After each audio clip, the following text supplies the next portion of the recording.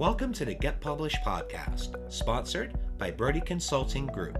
To get more information about our coaching, publishing, executive ghostwriting, and podcast production services, go to getpublishedpodcast.com.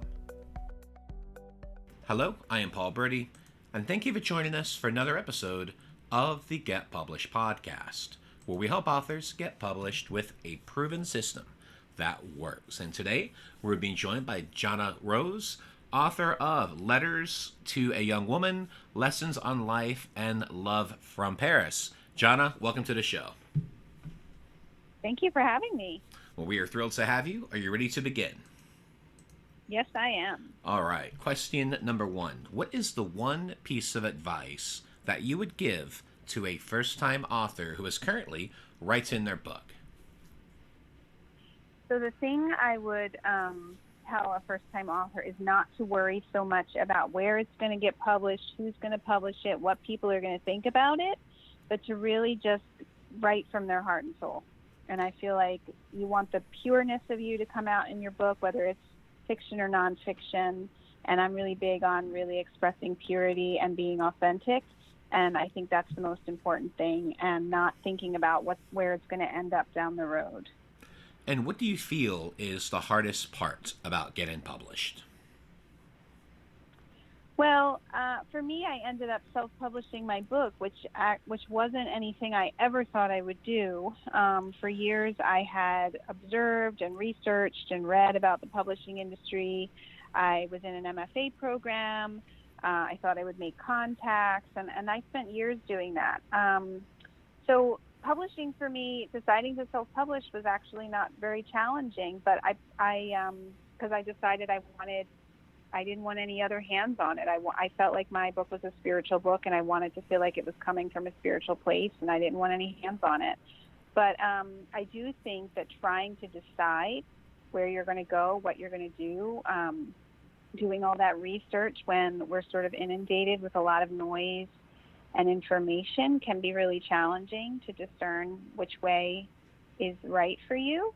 So I think that discernment process is really important. And luckily, I am a meditator and a yoga teacher. So for me, I just turn to that discernment to help me figure it out. Well, let's talk about marketing. So please share a marketing strategy that you have used in your book launch that has worked well. So I'm really good at marketing for other people and helping other people. When it comes to myself, though, selling myself or something is a little more challenging for me because I'm typically inclined to help others. So what I would say in terms of thinking about this as a marketing strategy, I haven't thought about it in terms of like, I'm going to do this particular thing every day or this particular thing this month. I haven't really thought of it that way. Not that that's a problem. I have decided that my intention is really to cultivate relationships. And because it's a self-published book, and because I wrote it in Paris in 1 week, and I'm now writing the second part of the book, so that was to a young woman. This next book is going to be to a young man from Philadelphia. Both cities are cities of love and kind of brotherhood and sisterhood. I really think that I'm focusing on relationships and building relationships with people I know and the network I already have. And I think that can be really powerful. It spreads like a mustard seed. And that's what I keep telling myself. Well, I find it very impressive that you wrote your book in 1 week. So tell our audience how you were able to do that. Because as you know, there's people out there that have spent decades writing a book. And the fact that you have done it in a week is very impressive. Yeah. So really, I worked at a job for a long time that was a cubicle job. It was very technical. It was very much hurting my soul and all the creativity that I had in me. And I was focusing a lot on fiction at the time.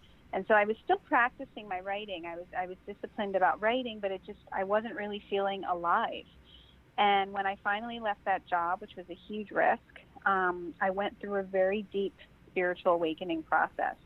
And I was meditating more deeply. I was following my heart. I was listening to my own intuition. And all that had been sort of repressed in me came up to the surface. And within a year, I was feeling like I had allowed a lot of that creativity to flow again. And so I'm a very spiritual person. I'm a practicing Quaker as well as a yoga teacher. And so I was getting these nudges that I had to go to Paris. And it didn't make any sense. It was December, actually Christmas Day in 2019, and I was getting this nudge that I had to go to Paris to write because I had so many ideas germinating about Christianity, about patriarchal religion, about women, about spirituality. I mean, they were just bubbling, and I was writing every day on my blog, and this nudge was saying, you got to go to Paris. So I was like, how am I going to afford that? I don't know, but it just kept coming back. And so I found a way. I found a way to pay for it. I found a way to get there, and it came out in a week, and I wrote it in different cafes through Paris, and it just poured out of me. Nice. I've had that happen with vacations that I've been in Maui, and actually written I think 3 books over there, 2 travel books and 1 was a motivational book. And it's just funny when you get the creative juices flowing, you're in a new location, you relax, and you just have all this creativity, and it's just amazing what you can accomplish when you do that. Yeah, it really is. And France is my place. I mean, France, it's crazy, I don't even speak French. So I'm a little ashamed to say that. I just haven't had time to learn French, but I've had just really great luck. And the energy of France is my energy. It's very feminine. It's about art. It's about culture, cafe sitting. I mean, it's my kind of place. It feels like home.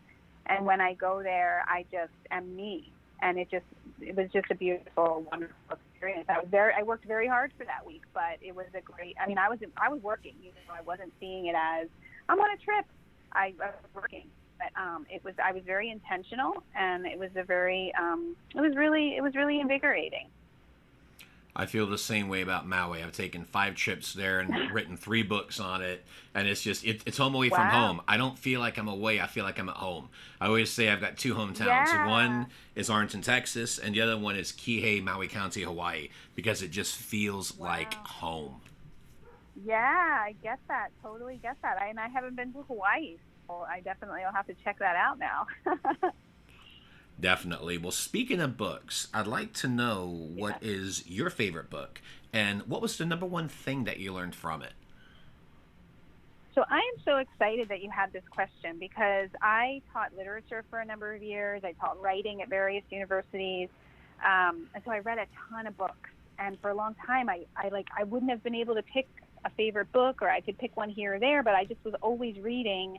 So picking my favorite was hard. But in 2017, I don't know what happened, but I pulled off my shelf this used book that had been sitting there for a long period of time that I had bought thoughtlessly in a thrift store and had never really read. And for some reason, I pulled it out, and as I was going to this job that was kind of draining me every day and trying to look for hope, I found Letters to a Young Poet from Rainer Maria Rilke. And I don't know if you've read that. Have you read that? I have not. Okay. So basically, it was the inspiration for the book that I wrote, and it's the inspiration for the book that I'm writing now to young men, because it touched me in such a way. He basically, he was this kind of quiet, gentle poet who was really just doing his own work, piecing his life together, piecing money together. And what happened was this poet wrote to Rilke and said, I just need some advice on my poems. Can you look at them? Can you tell me what you think? And Rilke responded to him through a series of letters, and they had an exchange for a few years, I guess, just with such love and with such compassion for the artistic process, and with such kindness and wisdom. And he did this at 28. And when I read it and I see the wisdom that comes through him, I'm so impressed. But each letter was just so carefully crafted and personalized and full of love and compassion for that process. And there is just, I could open that book on any day to any page and find some amazing pearl of wisdom.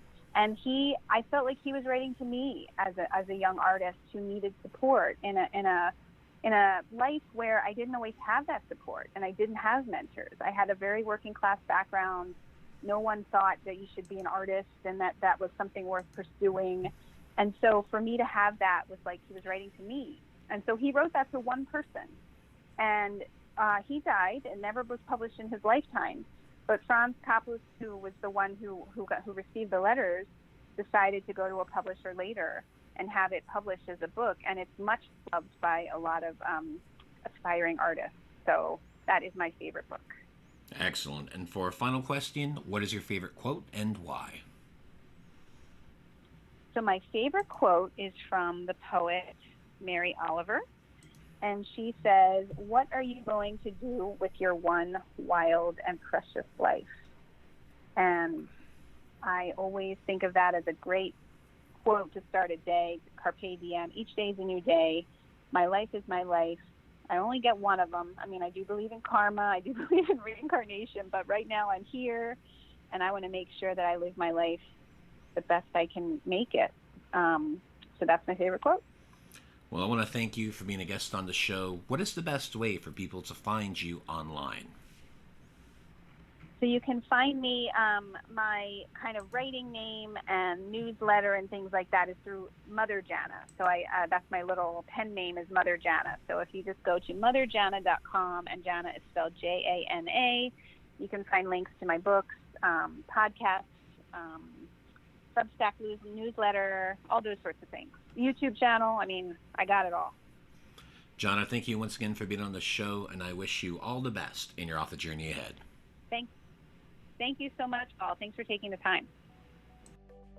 Thanks again for joining us today. To learn more about how to get your book published with a proven system that works, grab a free copy of my book at getpublishedpodcast.com.